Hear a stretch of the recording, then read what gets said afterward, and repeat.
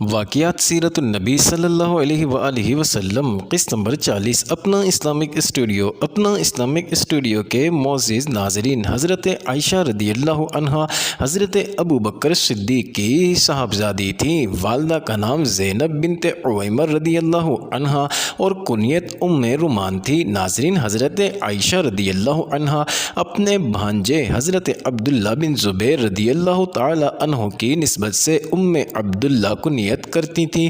آپ رضی اللہ عنہا پہلے جبیر بن مطعم کے صاحبزادے سے منسوب تھی۔ ناظرین، سیرت احمد مجتبی میں مطعم بن عدی کا بیٹا لکھا گیا ہے۔ ناظرین، حضرت ختیجہ رضی اللہ عنہا کے انتقال کے بعد حضرت خولہ بنت حکیم رضی اللہ عنہا نے حضرت صلی اللہ علیہ وآلہ وسلم سے نکاح کی تحریک کی۔ آپ صلی اللہ علیہ وآلہ وسلم نے رضامندی ظاہر کی۔ حضرت خولہ رضی اللہ عنہا نے ام رومان رضی اللہ عنہا سے کہا تو انہوں نے حضرت ابو بکر رضی اللہ عنہ سے ذکر کیا۔ ناظرین، حضرت ابو بکر صدیق رضی اللہ عنہ نے کہا کہ جبیر بن مطعم سے وعدہ کر چکا ہوں اور میں نے کبھی وعدہ خلافی نہیں کی، لیکن مطعم نے خود اس بنا پر انکار کر دیا کہ اگر حضرت عائشہ رضی اللہ عنہا اس کے گھر میں آ گئیں تو گھر میں اسلام کا قدم آ جائے گا۔ ناظرین، اس طرح وہ بات ختم ہو گئی اور حضرت ابو بکر صدیق رضی اللہ عنہ نے حضور اکرم صلی اللہ علیہ وآلہ وسلم سے آپ رضی اللہ عنہ کا نکاح کر دیا۔ ناظرین، 400 درہم مہر قرار پایا، لیکن مسلم میں حضرت اماں عائشہ رضی اللہ عنہ سے روایت ہے کہ ازواج مطہرات کا مہر 500 درہم ہوتا تھا۔ ناظرین، عقد کے وقت حضرت عائشہ رضی اللہ عنہا کی عمر کے متعلق علماء میں اختلاف پایا جاتا ہے۔ علماء کے نزدیک نکاح کے وقت عمر 15 یا 16 سال اور رخصتی کے وقت 19 سال تھی۔ ناظرین، حضرت اماں عائشہ صدیقہ رضی اللہ تعالی عنہا کے والدین کا گھر تو پہلے ہی نور اسلام سے منور تھا۔ ناظرین، کم عمر ہی میں انہیں کاشانہ نبوت تک پہنچا دیا گیا تاکہ ان کے سادہ لوح دل پر اسلامی تعلیم کا گہرا نقش مرتسم ہو جائے۔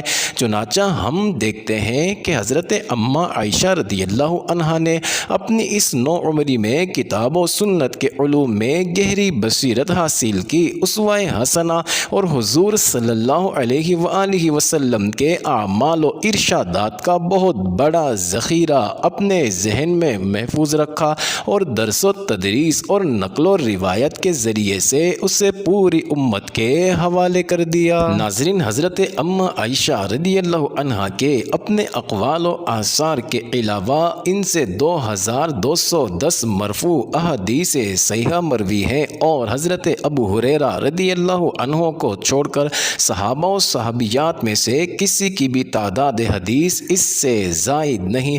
ناظرین، حضرت عائشہ رضی اللہ عنہا جیسی ذہین خاتون کا آپ صلی اللہ علیہ وآلہ وسلم سے نکاح ہونے میں منشاء ربانی یہ تھا کہ وہ کمی جو حضور صلی اللہ علیہ وآلہ وسلم سے قریب ہونے میں عام خواتین کو مانے تھی، وہ اس ذات مقدس سے پوری ہو جائے۔ یہی وجہ تھی کہ خواتین زیادہ تر اپنے مسائل آپ رضی اللہ عنہا کے ہی توسط سے حضور صلی اللہ علیہ وآلہ وسلم کے گوش گزار کرتی تھیں، یا پھر وہ نمائندہ بن کر مخصوص مسائل کے بارے میں کرید کر سوال کرتی تھی۔ ناظرین، یہی وجہ ہے کہ آپ رضی اللہ عنہا کی ذات سے امت کو ایک تہائی علم فقہ ملا۔ ناظرین، حضرت اماں عائشہ صدیقہ رضی اللہ عنہا کی بے شمار فضیلتیں ہیں۔ ناظرین، اس کے علاوہ امت کو ان کے ذریعے بے شمار سعادتیں تیمم کی سہولت حضرت اماں عائشہ رضی اللہ تعالی عنہا کی وجہ سے ملی۔ حضرت جبریل علیہ السلام نے آپ کو 2 بار سلام کیا اور جبریل علیہ السلام کو 2 بار ان کی اصلی حالت میں دیکھا۔ ناظرین، حضور صلی اللہ علیہ وآلہ وسلم نے انہیں اس بات کی خوشخبری دی کہ وہ جنت میں بھی ان کی زوجہ ہوں گی۔ ناظرین، آپ رضی اللہ عنہا سے کوئی اولاد نہیں ہوئی۔ 66 سال کی عمر مبارک میں 17 رمضان 57 ہجری کو مدینہ میں وفات پائی۔ حضرت ابو ہریرہ رضی اللہ عنہ نے نماز جنازہ پڑھائی۔ آئی اور رات کے وقت جنت البقیع میں تدفین عمل میں آئی۔ ناظرین، طائف سے مکہ واپس ہونے کے بعد آپ صلی اللہ علیہ وآلہ وسلم نے افراد اور قبائل کو پھر سے اسلام کی دعوت دینی شروع کر دی۔ ناظرین، حج کے زمانے میں عرب کے مختلف قبائل مکہ میں جمع ہوتے۔ حضور صلی اللہ علیہ وسلم کا معمول تھا کہ آپ ایک ایک قبیلہ والوں کے پاس جاتے اور اسلام کی تبلیغ فرماتے۔ ناظرین، عرب نے مختلف مقامات پر میلے لگتے تھے جن میں دور دور کے قبائل آتے تھے۔ ناظرین، مورخین نے ان میلوں میں عکاظ، مجلہ اور ذوالمجاز کا نام خاص طور پر لیا ہے۔ ناظرین، حج کا بڑا میلہ مینا میں ہوتا۔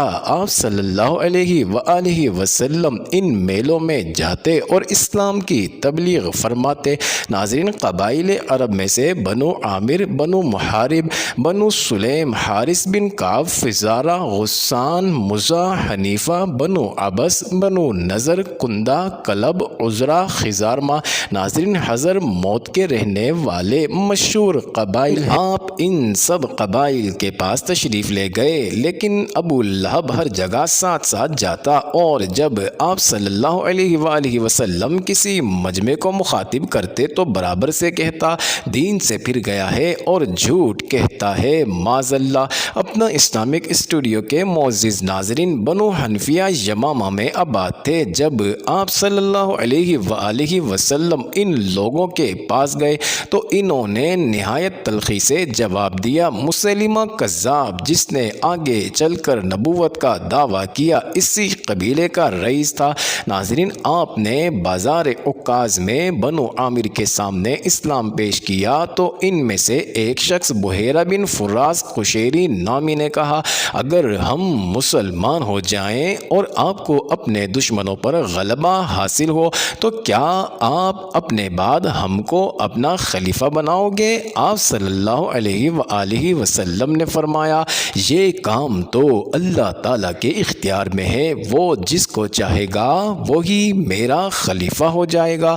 ناظرین، یہ سن کر اس شخص نے کہا، کیا خوب، اس وقت تو ہم آپ کے مطیع و حامی بن کر اپنی گردنیں کٹوائیں، اور جب آپ کامیاب ہو جاؤ تو دوسرے لوگ حکومت کا مزہ اڑائیں، جاؤ، ہم کو تمہاری ضرورت نہیں۔ ناظرین، پھر اس نے حضور صلی اللہ علیہ وآلہ وسلم سے مخاطب ہو کر کہا، جائیے اور اپنی قوم سے مل جائیے، اگر آپ میری قوم کے پاس نہ ہوتے تو میں آپ پر تلوار اٹھا دیتا۔ ناظرین، یہ سن کر حضرت صلی اللہ علیہ وآلہ وسلم اٹھ کھڑے ہوئے اور اپنی اونٹنی پر سوار ہو گئے۔ ناظرین، بحیرہ نے اونٹنی کے پیٹ پر زور سے ڈنڈا مارا جس سے وہ اچھل پڑی اور حضور صلی اللہ علیہ وآلہ وسلم کا جسم مقدس زمین پر تشریف لے آیا۔ ناظرین، اتفاق سے بنی عامر کی ایک خاتون دباغہ عامر بن قرۃ رضی اللہ عنہا وہاں موجود تھی، جنہوں نے مکہ میں حضور کے ہاتھ پر ایمان قبول کر لیا تھا۔ انہوں نے فوراً اپنے چچا زاد بھائیوں کو للکارا، اے آل عامر، اب میرا تم سے کوئی تعلق نہیں، تمہارے سامنے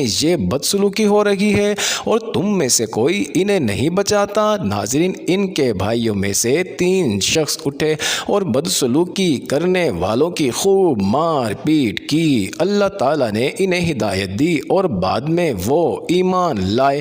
ناظرین، جب قبیلہ بنو عامر اپنے علاقے میں واپس گیا تو اپنے ایک بوڑھے آدمی کو جو کبر سنی کی باعث حج میں شریک نہ ہو سکا تھا سارا ماجرا سنایا اور بتایا کہ ہمارے پاس قبیلہ قریش کے خاندان بنو عبد المطلب کا ایک جوان آیا تھا جس کا خیال تھا کہ وہ نبی ہے، اس نے ہمیں دعوت دی کہ ہم اس کی حفاظت کریں، اس کا ساتھ دیں اور اپنے علاقے میں لے آئیں۔ ناظرین، یہ سن کر اس بوڑھے نے دونوں ہاتھوں سے سر تھام لیا اور بولا، اے بنو عامر، کیا اب اس کی تلافی کی کوئی سبیل ہے اور کیا اس ازدست رفتہ کو ڈھونڈا جا سکتا؟ اللہ کی قسم، کسی اسماعیلی نے کبھی اس نبوت کا جھوٹا دعویٰ نہیں کیا، یہ یقیناً حق ہے، آخر تمہاری عقل کہاں چلی گئی تھی؟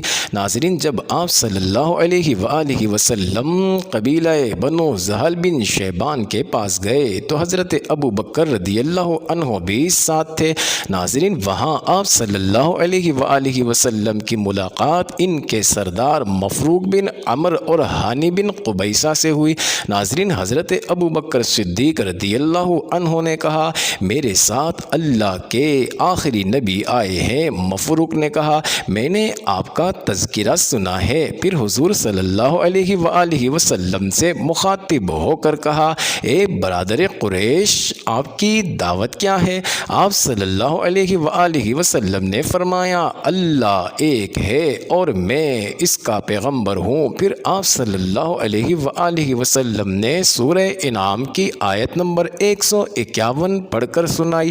ناظرین، اس قبیلہ کے روسا مفروق، مثنیٰ اور ہانی نے کلام اللہ کی تحسین کی اور کہا، بے شک یہ کلام زمین والوں کا نہیں ہو سکتا۔ معزز ناظرین، واضح رہے کہ ان ذکر کردہ سارے قبائل پر ایک ہی سال یا ایک ہی موسم حج میں اسلام پیش نہیں کیا گیا تھا، بلکہ نبوت کے چوتھے سال سے ہجرت سے پہلے کے آخری موسم حج تک 10 سالہ مدت کے دوران پیش کیا گیا تھا۔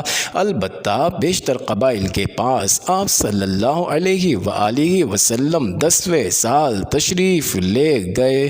معزز ناظرین، یہ انٹرسٹنگ ویڈیو جاری ہے۔ اگلی ویڈیو قسط نمبر 41 میں دیکھنا مت بھولیے گا۔